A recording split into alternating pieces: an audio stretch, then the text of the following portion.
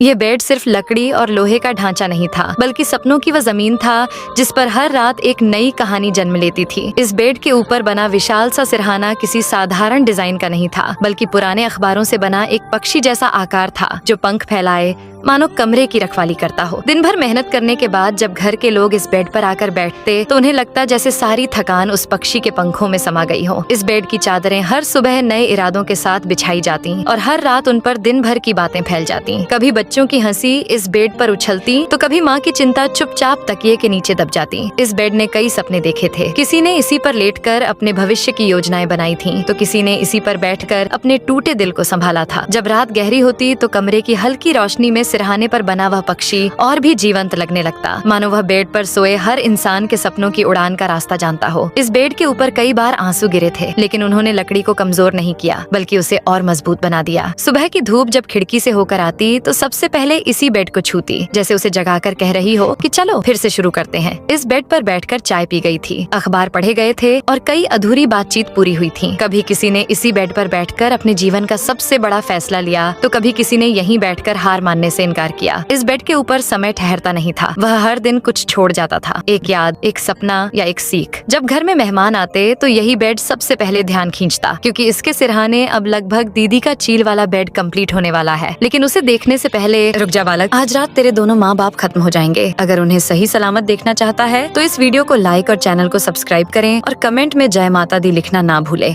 last में दीदी ने काफी अच्छा चल वाला बेड बनाया